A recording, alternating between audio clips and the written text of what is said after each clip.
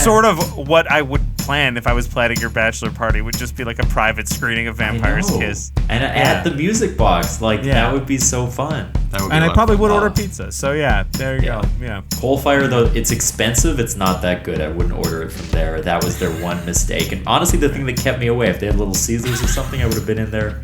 Little Caesars? My favorite za.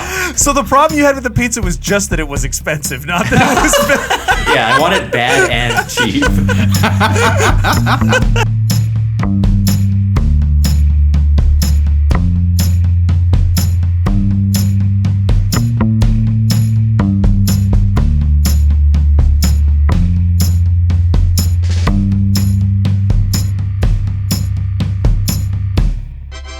Welcome to Oops All Segments, the very best podcast hitting your eardrums at this very moment. I'm Kevin. I'm Thomas. What's going on? And today we're here with special guest friend and actor, castmate in Drunk Shakespeare, Margot Mitchell. Hi, Margot. Hi, Thomas. What's happening? Are you really cold? I'm scared because last night Margot and I watched Night of the Living Dead at the music box. Yes, we went and saw it. Scary movie. That sound, 100% that sound. It was terrifying. Yeah. Yeah. First guest to witness me afraid. Yeah. How does it feel to see your hero brought so low? I'm going to power through it and just trust that you're going to redeem yourself at some point. So to be clear, your choice of introducing Margot was to say that they're your friend who watched a movie with you, and watched you get afraid, Thomas. Yes. Yeah. Okay. I'm Margot, what's new now, with you? by the way, I'm normal again. Gotten over your fears already, have you? Yeah. Yeah? I'm actually past it, as many of my clients in counseling tell me each week. Yeah, those issues, they're done now. See ya. And I believe you as welcome. much as I think you probably believe them. Yeah. Marco, what's new with you? What's going on? I don't know you. I don't know anything about you, so anything I don't know you tell you either. Me would be new. So the most important thing you need to know about me is that I broke my foot at the beginning of this month. It's totally consumed my life. Yeah. Okay. It was on the 3rd, I think. I've been out of the show for like 3 weeks, but I'm like walking on my boot now. Okay. So how did you break it? Or was it like a terrible story? No, I was moving towards an Uber that I'd called. It was somewhere between like a trot and a prance. I was definitely. At first, I was going to dial in on the fact that you said move instead of like walking, and then you made it so clear why you said moving. I was ambulating with some degree of joviality. And I came down on the. I was read over your thesaurus while you've been home. And I was wearing shoes. With maybe an inch or two more, bottom than most. And I came down on the right side of my right foot, and it just buckled inward, and so my full weight came down on the 5th metatarsal. And fractured it. Yeah. I believe it's called a Jones fracture. That's my favorite metatarsal. I can't believe the 5th. When you were... yeah, you plead the 5th. When you were at the doctor's office and they were telling you what was up, did you not really understand because you hadn't fractured your 1st through 4th metatarsal? Or did you... I was like, do I need to fracture the first 4 to understand what's happening now? Or can I just jump in anytime? Yeah, it's more episodic. It doesn't really follow a sequence. So it's like an anthology. Fractures, yeah. I get it. That's cool. Well, I mean, I'm sorry that you've. How close are you to being like back into normal? You said you got a boot on. Yeah, I think I'm pretty close. I can like stand on my 2 bare feet, and I can kind of like inch my way without any help. Through. So I have you been using crutches mostly? Has it been like a crutch situation? I had one of those like 4-wheeled like walker kind of things for a little while, and then I had a knee crutch, which is like a fancy peg leg. But like with a wheel, right? Yeah. Oh no, it was just like I was peg legging around, like weird. Yeah, it was pretty cool. But now just the boot. I had a cane for a little while, which felt cool, but ultimately not. You kind of like necessary. get to go through like superhero accessories when you get injured, and it's Last night, Margot said that they've gone through the entire riddle of the Sphinx, which I thought was very fun. That's right. I did.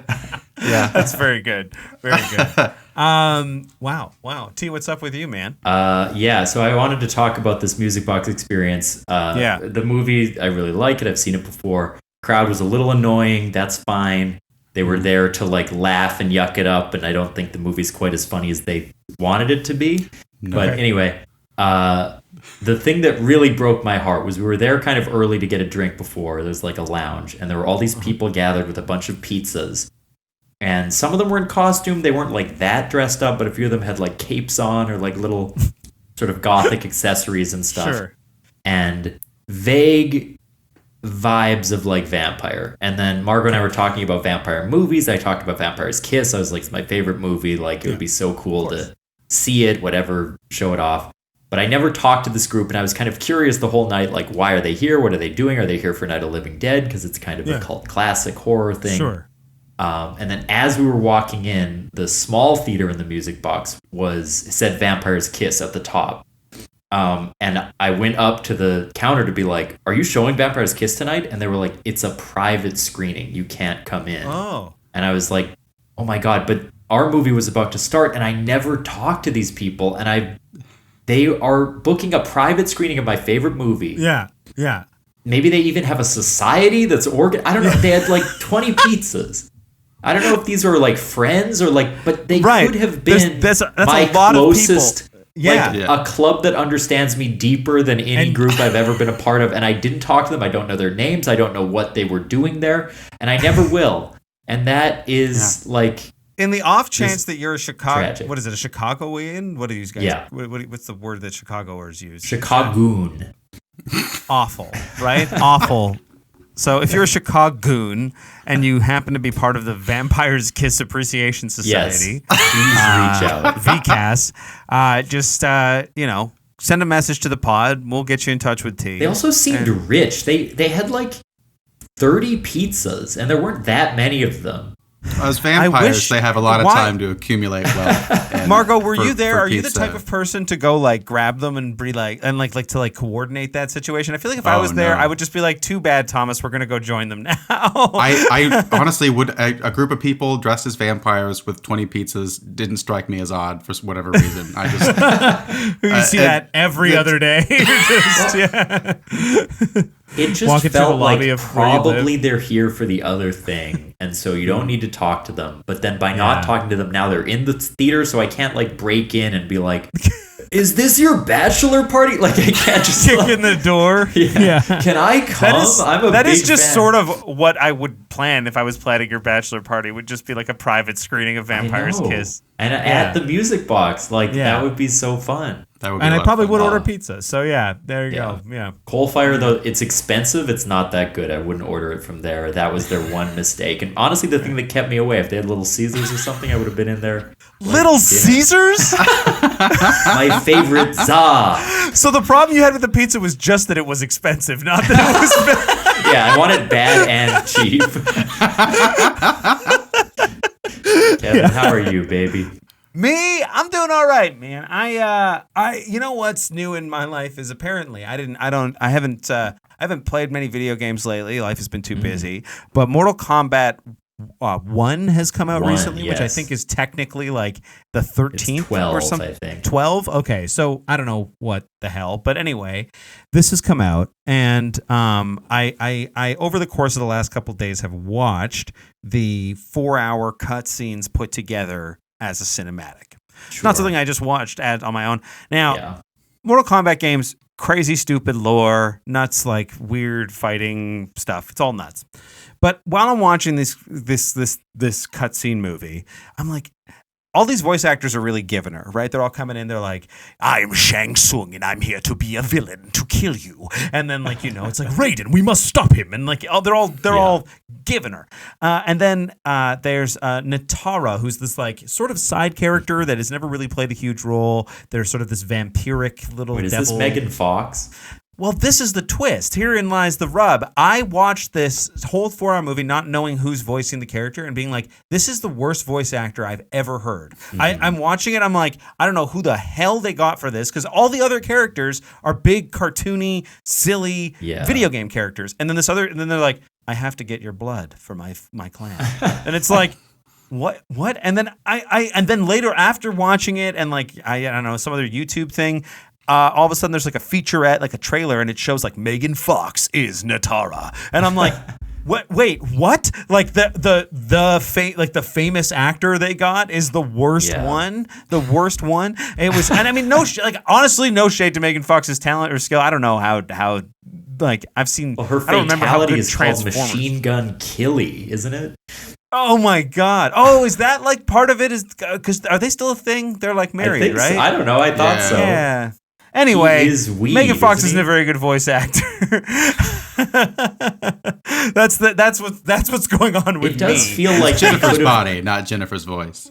Yeah, exactly. They could have put in the character from Jennifer's body as like a DLC, and I feel like people would have been so excited. Rather than getting her to voice, I mean, this last game they had Ronda Rousey voicing Sonya Blade, which was more of an obvious like, oh, okay, well, at least if you're a fighter, you've got that like energy. Yeah, but like it's just, I don't know, man. Anyway, Megan Fox sucks to watch that whole thing and not know that you're supposed to be jacking off whenever Natara's on. Well, that's the thing is that, you know, I have half a bottle of lotion that I could have used. Who do I jack off? Like, I start going, and then as soon as I see like pointing the gun at two people and you don't know who to.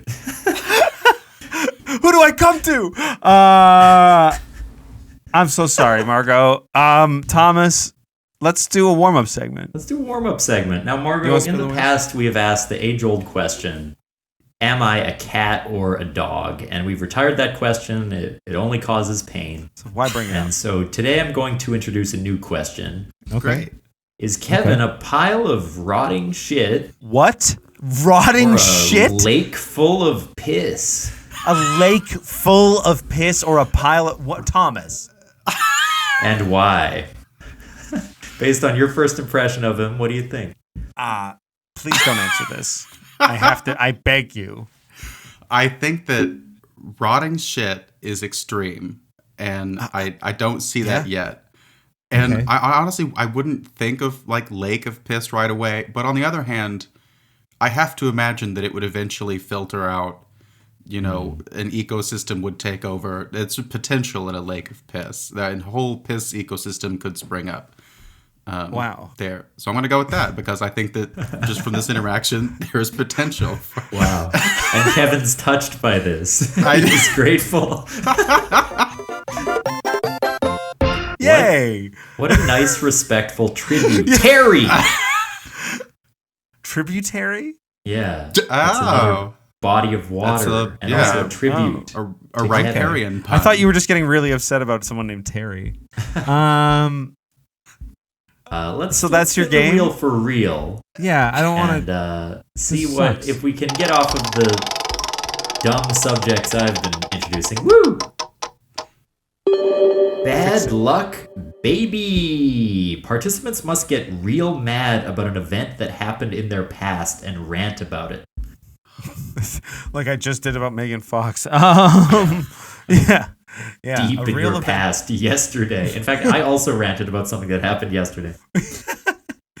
Yeah, we'll figure it out. Margot, do you have like a petty resentment from years ago that you still think about late at night when you're trying to sleep? That you're like, God damn that person.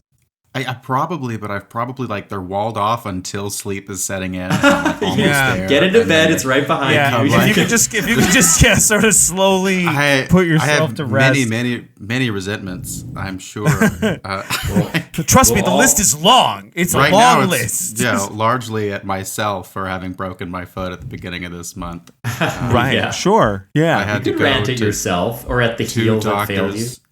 Yeah, well, I was going to start I had signed up for a second like level burlesque class this month, and I was going to start it like this week actually, which I obviously can't do because I can barely be normal sexy right now, let alone heels and fishnets and whatnot. These are not kinky boots. Burlesque is so tough fuck you, with Margot, for breaking my foot. That's fuck you, platform Crocs. I would never say that to my platform Crocs. I love them. They were platform Crocs. Emotion in that rant. That's almost. Yeah, please try not to get too heated, Margot. Keep it. Just this is a family show. So petty resentment. I do have a petty resentment. Yes, we talked last night about Mary Tyler Moore. Yes. We both love Mary Tyler Moore, and I had been watching. I just finished all 7 seasons, and I looked. There was an episode in I think early in the 7th season, late in the 6th season. She dates this guy for a little while. She really likes him.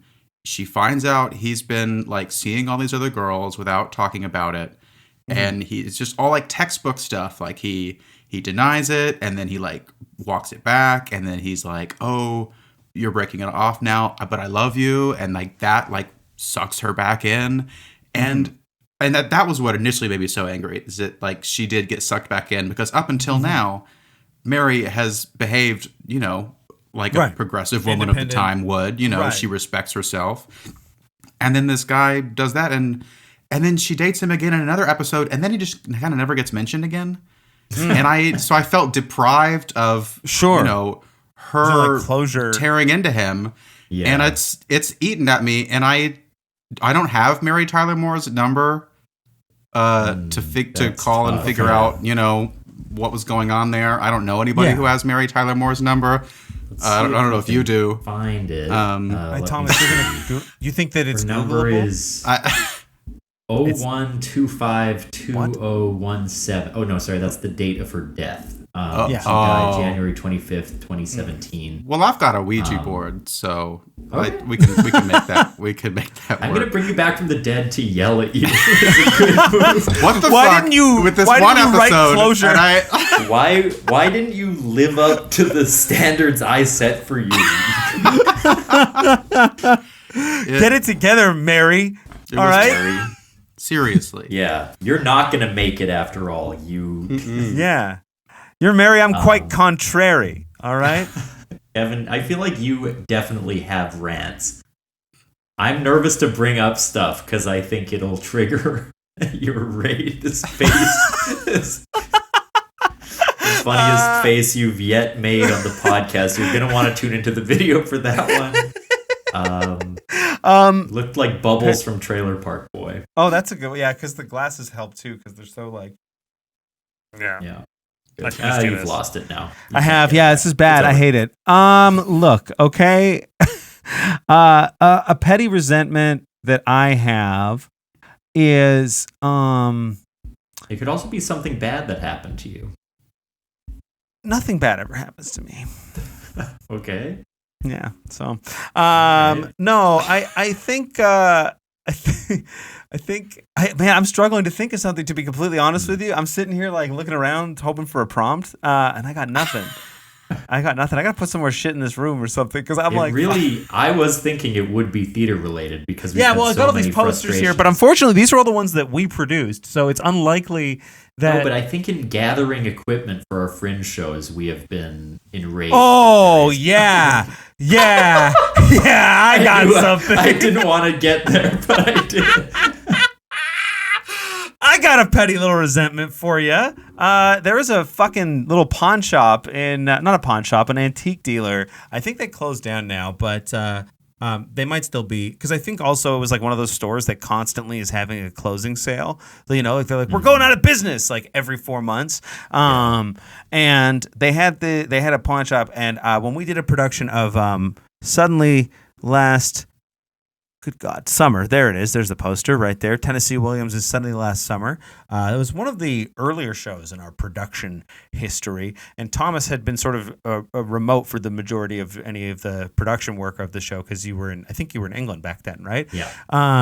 And so I was in the city directing and producing the show, and one of the big parts of the show is that one of the main characters is in it's all set in a not Victorian, but an American in New Orleans, in a garden in a fancy house in New Orleans in the French Quarter, and there's a woman who rolls around in a very like nice wicker wheelchair, and this old woman who needs this wheelchair. Like, it can't just be sort of a standard modern wheelchair, which is maybe easier to rent or procure from like a hospital or something like that. So I had to find one from a pawn shop, and I found this beautiful old wicker chair from this pawn shop, and I rented it for the show. I made an agreement with this sketchy antique dealer who was like, yeah, you're going to be able to rent it, and it's only going to cost you like $100, but then if you're like late after a certain day,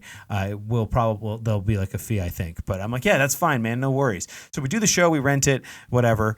After that, the guy refuses to answer his phone for a month. I can't get a hold of him. The store doesn't open its doors. He's never available. And it's not something I can just throw in the car. It's a big wicker wheelchair, so I have to coordinate when he's going to get it. And then when I finally get a hold of him, he tries to charge me for a month of never returning it, which I couldn't argue with him over because there was no like real documentation. So I had to like pay him or like get into a legal battle with him over this wheelchair. So fuck that guy! Seriously?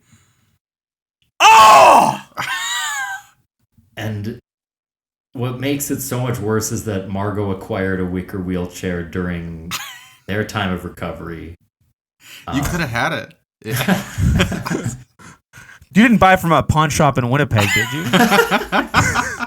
You got to get the healthcare in Canada at least. Yeah.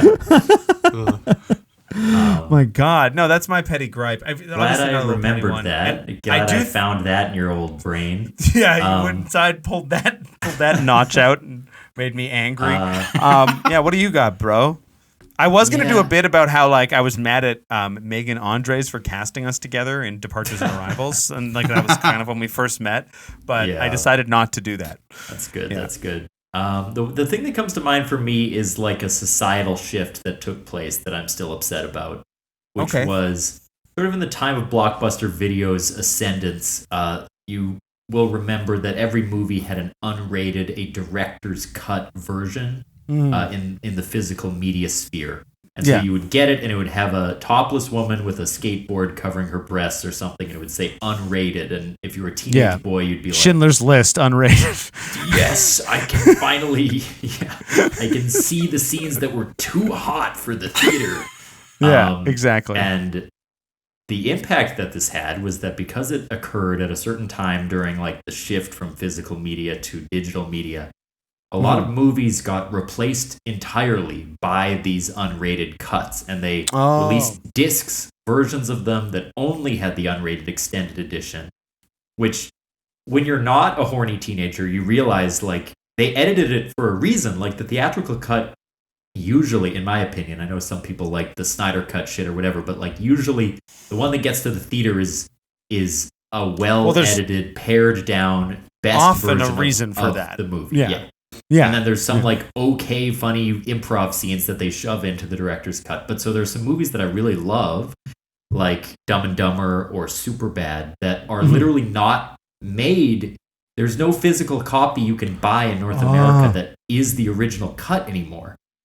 You can watch it digitally, but if you're a collector of these things, you have to get the shitty director's cut with the extra improv that fucking Judd Apatow's like, oh, what if they? And this is even true of like because like they wouldn't have, like, for example, Dumb and Dumber is a movie that wouldn't have been released on DVD, right? It would have came out on VHS when it came out, I think. And this is even true for something like Dumb and Dumber, where you're like unable to like. I think there exist old that, like, copies. Moment. In fact, I own an old copy of Dumb and Dumber, fortunately. But thank if God. you want to buy a new thank fucking God. And that's why I am a believer in the Lord that happened. But I think so if you try to buy it now, it's only this other version, you can't get it. And for Superbad, because I wanted a copy of it, I'm a fan.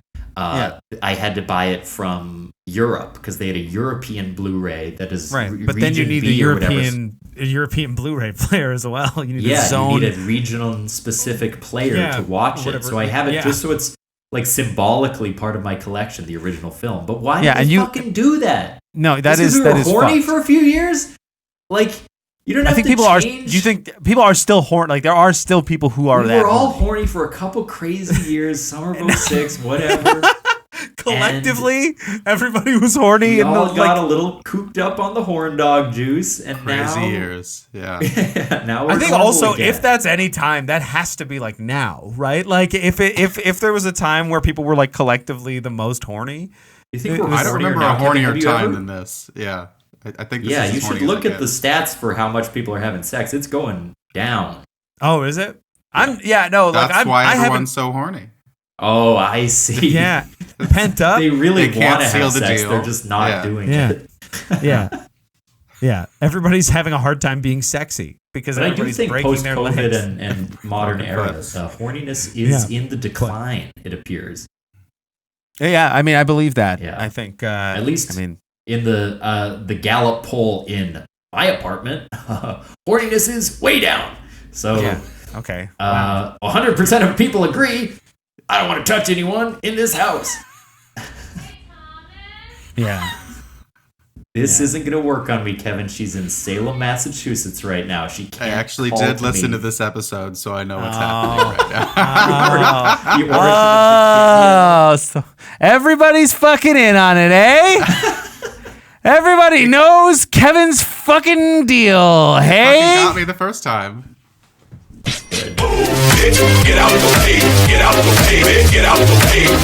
Anyway, That's sort of combining two sound cues. Why don't we take a break?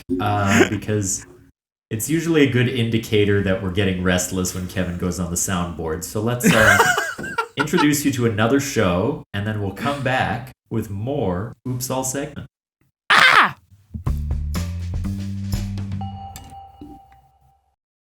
Hi, Jake. Hey, Caitlin. We're the co-hosts of a little podcast called Gimme That D. Did that get your attention? It's a Disney Channel original movie breakdown podcast. We are breaking down all of your favorite childhood movies that aired on the Disney Channel from 96 to 06, the golden age of cinema. Duh. We are two F-list comedians with a lot of A-list comedian friends, and together we break down and celebrate these absolutely batshit crazy films. So we're talking aloof parents, Inexplicable plots. bold cuts responsible for sexual awakenings the world over. And we ask the hard-hitting journalistic questions like, what the fuck is this? And could we have maybe taken a second pass at that script? But we love them. Oh, God, yes. So listen to us wherever you get your podcasts. To stay in the know of what movie we're covering each week and who our guest is, follow us on Instagram at GMTDPod. Yeah, but for real, do it.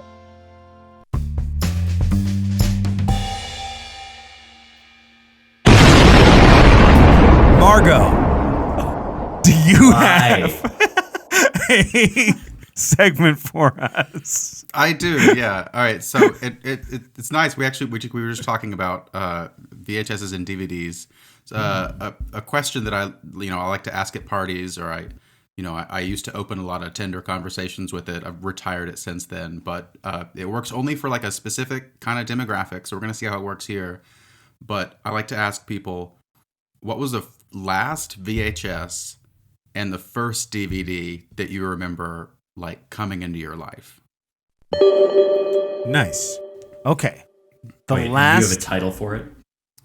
I was Technological Crosshairs is my Great. working title. It's not great.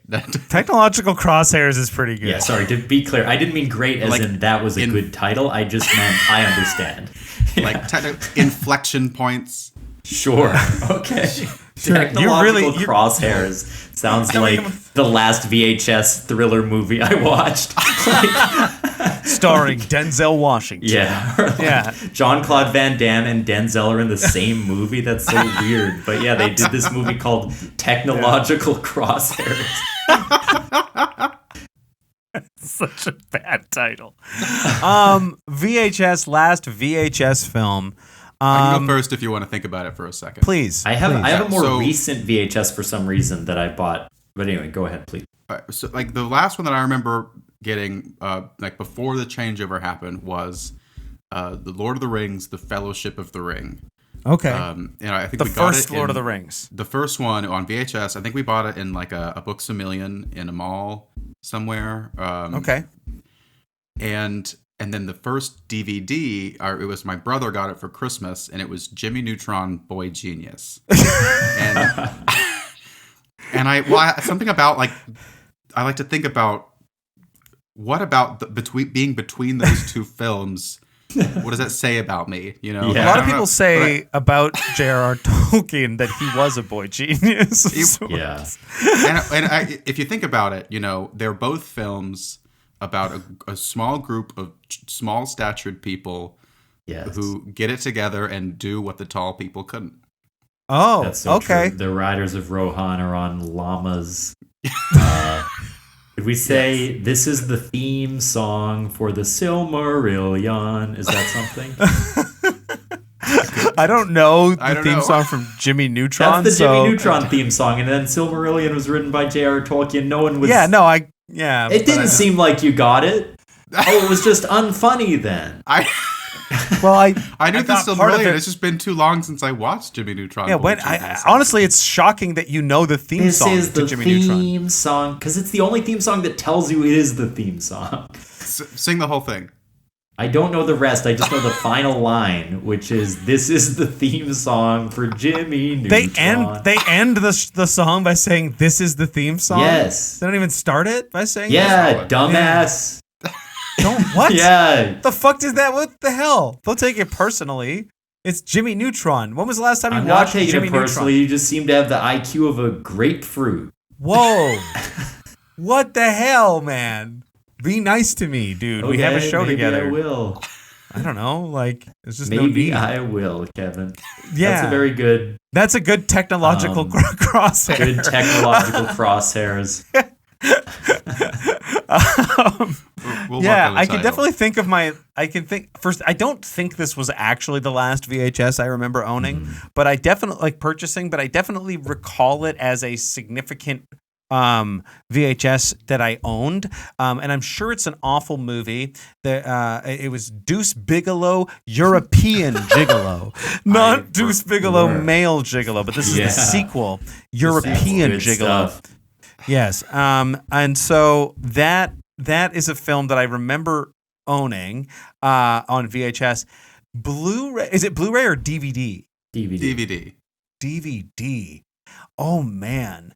Genuinely, I think the first DVD I can recall having was like a very it was like a very old DVD case. I can see it in my head now of WWE Titantrons, which is like the videos that would play during wrestlers' entrances.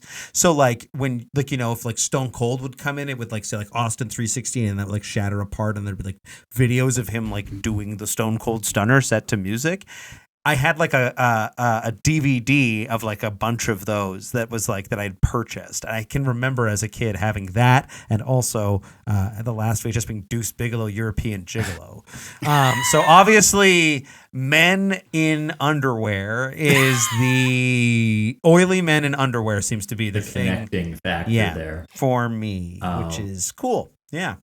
Yeah, it's interesting. I'm struggling to remember specifically because my house, if you've been there in Winnipeg, my parents' house is just full of movies. Yeah. So my dad had this enormous VHS collection. He would record stuff on Turner Classic all the time and then keep all of those VHSs. And then that shifted eventually to the basement. So all those old VHSs are now in the basement. And now there's this new DVD Blu-ray collection that is also massive and very extensive. And he would, record things onto discs and so it's hard to track. There was so much moving around. Yeah. The last time I personally watched a VHS, I think, was in grad school because there was an old, like, out-of-print movie called Liebelei. It was a 1933 period drama by Max Ophuls. And it's very good. And I watched it on a VHS in a little, like, screening room in the library because I wanted to write an essay on some of the films of Max Ophuls. So that was in like 2014 when I last interacted with a VHS. And then the first DVD that springs to mind, I know, again, Dumb and Dumber was big. I watched that movie 30 times. That was an early DVD for sure. But I think for some reason, I'm sure it wasn't right away, but the thing that I really, really remember early on was The Simpsons when it got on DVD finally. You could get the seasons on DVD, and so I would get them one after the other and collect them and watch them like every single night before bed. That was huge for me. Oh. As a way less interesting than yours. That's as a minor gripe. the Pete O. As a minor gripe. Pete O. As a minor gripe to tie into what we were doing before. Yeah. I've always think about this because sometimes when we're rehearsing shows, we'll rehearse them in your old room in the Simpsons box season set. 6. I know what you're gonna say. It's so they've released how many seasons are up? Like how many seasons are like normal? I mean, they had basically custom versions of some seasons that were shaped like the characters' heads, and they had these oblong like plastic cases that don't fit on a shelf, don't stay closed, are shitty, and so I have like 5 rectangular box sets. Then they're like beautiful. Season 6, which is Homer's head and looks like shit and doesn't close, and the discs are scratched. And by the way, season 6 is one of the best seasons, so I can't watch all those episodes. Then 7, 8, and 9, and 10 are all box sets again. It's horrible. That's incredible. Standardize your boxes, ladies. Yeah. Wow. That's a harsh thought. What? Standardize your boxes. Geez. Okay. Well, those are our crosshairs, technological or otherwise. I've tried it with other technology. I don't know if it works as well as like CDs. Well, hold on. Does this work? I was going to say, does this work with like CDs and downloading? Yeah, I was exactly. thinking about it earlier. The last CD I remember, it's a good chance that it was the Black Parade, dude. Romance. Oh my God, Margot! I was just about to say that. Like really? Literally, I was thinking about this. Okay, hold on, wait. I'm gonna pull up my Spotify and show you. I was thinking about this yesterday, and it's literally like one of the most like recently played things. I was listening to it recently. Like I was yesterday. I was like, I wonder what the last literal CD I bought was, and then it was that. I can't believe you said that. Oh man, wow. That blew my brain out. Yeah. Oh, crazy. Yeah, do you remember what the first like song you downloaded was? Like off of like LimeWire or something? No, it had to have been some much shittier emo album. For the time. Yeah, AFI's December Underground. Actually, it was a pretty good album. That's pretty good. That was just the only one I could think of. Yeah, I don't know. Something far worse that I couldn't recall now. Yeah. Do you remember your first? Also, probably it could have been the Moulin Rouge soundtrack. Actually, now that I'm thinking about it. Oh, that's an interesting. Imagine a mashup of the Black Parade and the Moulin. That would be pretty banging. Actually, I think. I'll call Baz. Yeah, get him on board. Honestly, that is the type of like incongruous music selection that he would make with like a film, though. Just be like, what if this but emo? You know. T, do you remember the last CD you bought? I've never bought a ton of CDs. I definitely bought the Weaker Thans CDs when those were a thing in Winnipeg. Yeah. I love the Weaker Thans. I think more recently I bought the Cat Stevens Tea for the Tillerman album on CD because I remember that was playing in the car for a really long time. Not that it was like new at the time, but it was when I discovered Cat Stevens or Yusuf or whatever he goes by now. You know, speaking about emo and CDs, I was during an All My Sons rehearsal, or like when we were about to open, I think, I was talking to your father, George Tolles, who is in his 70s, I believe. He's not the kind of guy you'd expect to know about bands like My Chemical Romance, for example. And so we were standing and talking, and it was George and myself and a person even younger than I, a 21-year-old or something like that. I think it was John Allen, who was stage managing for us. John, 22, 20. I can't remember how old John Allen was. Early 20s. They're talking about how they were listening to emo music. And then George, your dad goes, were you listening to Bright Eyes? And I stopped and I turned around and was like, what the fuck is happening? Yeah, like, Dad. Bright Eyes? And he's like, yeah. And he starts Oberst head. Wow. He starts talking about how he knows about like he knows a whole Bright Eyes album front to back. And it's because I guess your mom really likes one or two Bright Eyes albums and they play them in the car all the time. So your dad knows about it. Would have been one of the last ones too. I remember that album. So weird. Yeah. So a fun emo CD tie-in. Black Parade is so good though. I just love that album. It's great. Oh, I can't believe you said that. Okay, should we spin the wheel, T? Yeah, I think it's time for one final segment to bring us home, to put a cherry on this perfect Sunday of an episode, and we are recording on Saturday. Here we go. Say, you made me panic and look at the calendar when you said that for a second. I was like, fuck, I only have one more day. Yeah. I was literally... Press the button. Wheel. I don't know where it is! There, I was looking at the Black Parade, okay? I really like My Chemical Romance. I saw them live twice. Yeah. Ruggidocio. Participants should discuss who they think is the most rugged celebrity. Ooh. Rugged. Do we get the dictionary definition, or will that make it less fun? No, I mean I can't imagine that it's anyone but Pedro Pascal at this point. Wow. Oh, that's a good maybe choice. Just because he's fresh in my mind. Yeah. Because I think about him every day. Or sure. Fresh. Cut to your bedroom and there's a poster of Pedro on the roof. If you just panned your camera up a bit, Pedro's great. Is he the what?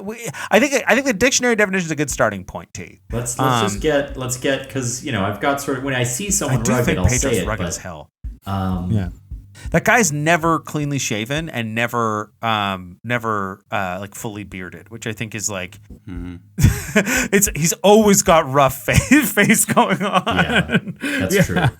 Having attractively strong, rough-hewn features. Hewn? Rough-hewn. What's hewn mean? Hewn, like a attractively bony or strong facial features. What was that?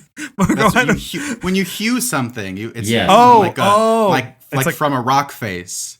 Yes, you separate, like breaking it off or something. In Drunk Shakespeare, we say hew him down a bough. So that's a line that we're very familiar with, actually. Of course, I'm in here in the Lion's Den with the hewn experts over here. Everyone's telling me how to hew it up.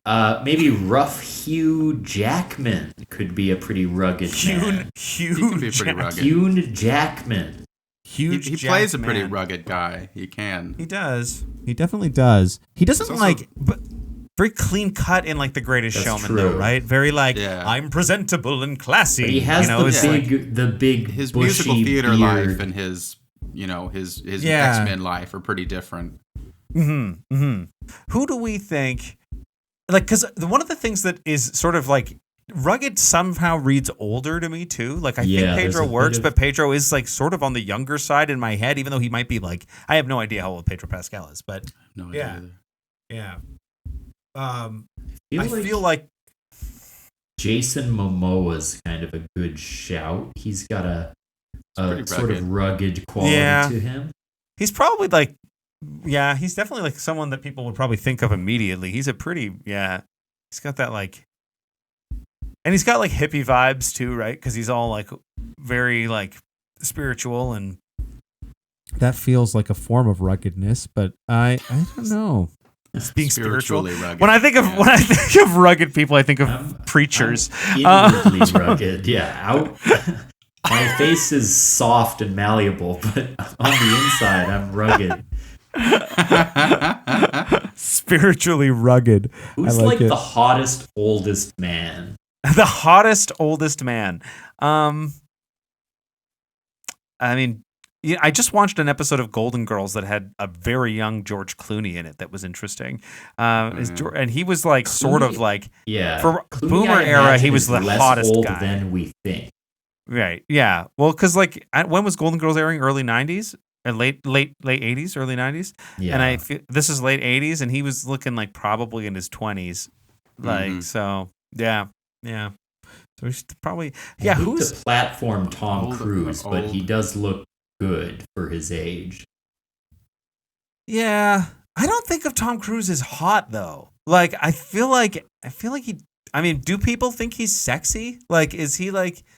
Do people want to fuck Tom Cruise? They definitely did. I feel like he's too memed now to like really take seriously. Yeah, he's sort of like become unhuman. Like, very much so. Yeah, yeah. Well, he's ascended far too high on the ladder. He literally. Yeah, ladder. I'm saying that as somebody who subscribes to the religion and saying he literally is not human. His powers we can only dream of.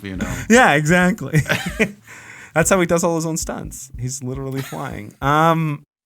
Yeah, who's like a particularly old actor? Yeah, like I'm like Brian Cox isn't rugged, but he's old. Like that's a good pick. Steve Buscemi has something going on. He's not rugged. I would say he's old. Yeah, definitely not. Definitely, no one's like not clamoring to fuck hot, Steve Buscemi. He's like, magnetic for sure. Willem Dafoe is pretty fucking rugged. That guy is like Dafoe fan. Yeah, he's like. Have you seen Inside, by the way, with Willem Dafoe? Not the Bo Burnham Inside, obviously. Yeah. Oh, is that the one where he's trapped in the museum? Yeah. He goes crazy. I haven't. No, that's Night at the Museum. You're thinking of. Oh yeah. Wait, another classic. Wait, is that the one where he's a male model? No. That's Zohan. Yeah. That's Zohan. Yeah. Is that the one where Polly comes along? Oh no, that's Along Came Polly. Yeah. Is that the one where Polly Mary comes? And there's something about her? Oh no, that's Dumb and Dumber. I think you think Willem Dafoe is Ben Stiller. I doubt that. I very much doubt that, Kevin. I'm actually happen to be a movie buff. Okay. Is that the one where there's like sort of blackface, but it's okay? What? It's Tropic okay. Thunder. Oh. No, I think it's the one where there's the kid and he gets his heart broken. Something like that. Is this just a Heartbreak Kid? Could that be? Yeah, no, that's not the one of the Heartbreak best Kid, ones. I think. Yeah. Is it perhaps The Secret Life of Walter Mitty? I texted Kevin about The Secret Life of Walter Mitty this week. Yes, I think he it did. I think it was the Willem Dafoe show. Andy Dick was on it. Oh yes. Yeah, Thomas sent me a text on maybe this is a good way to end the show. Thursday. Yeah, I came up with a little rap couplet in the shower. Yeah, I sent Kevin. It's quite clever. Are you going to read it out? Yeah. Oh yeah, I found it. Okay. To make a hit, you'd need to call soprano. AMC, as in un-MC, is shitty, but also AMC, the streaming network. Heisenberg has got a ringtone, capital tone, as in Tony Soprano. Secret Life of Walter Mitty, MIDI, like a ringtone. So let's hear it all together. This is the cleverest thing I ever wrote. To make a hit, you need to call soprano. AMC is shitty. Heisenberg's got a ringtone. Secret Life of Walter Mitty. Bars. We just updated your fucking OS. Secret Life of Walter Mitty. Margot, do you have anything you would like to plug at this time? I would love to plug my own vast availability at the moment. If anybody is looking for anybody, I'm available. To do anything, if you need a bridge for someone to hang out under, if you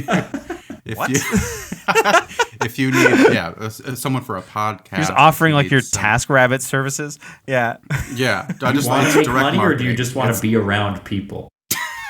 Yeah, are you lonely or broke? I need both. I'll take either. If you want to give me money, if you want to hang out with me, if you want to give me money and hang out with me, yeah.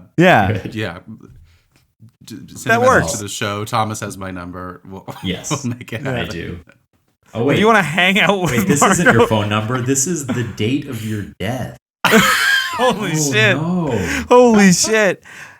If you're, Thomas, we should ask Margot to grab their phone. So as we're gonna wrap up the show, Margot, while we do that, could you pull out your phone? Could you pull up Apple Podcasts or podcast app, and you give the show 5-star review on? That's air, right. If you're sitting at home, keep you accountable, and you want to Our feel goal is to have more like 5-star reviews than we have listeners.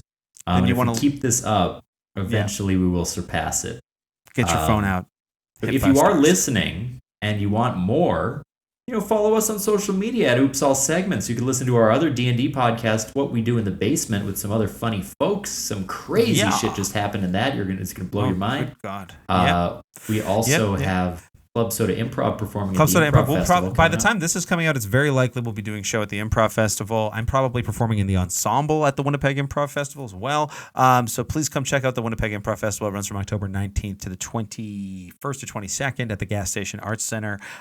You can find information about that at winnipegimprov.com, I think, or you can just take a look at the Winnipeg Improv Festival. Google it. It comes up when you punch that in.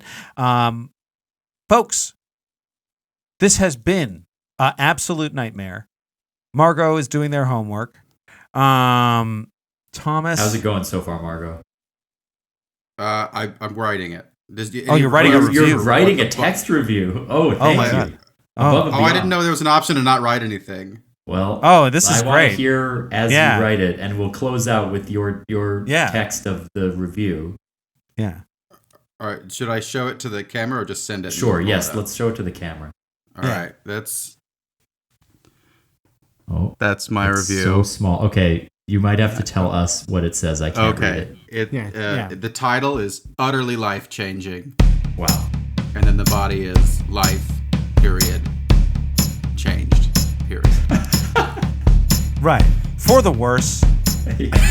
I felt that was implied. I didn't want to get too on the nose about it. That's good. It's good of you to be honest. Thank you so much, Margot. Thank you so much, folks listening at home. Check out Oops All Segments everywhere that you can get podcasts and tell your friends. Have a good day. Submit a segment to us. Oh, yeah.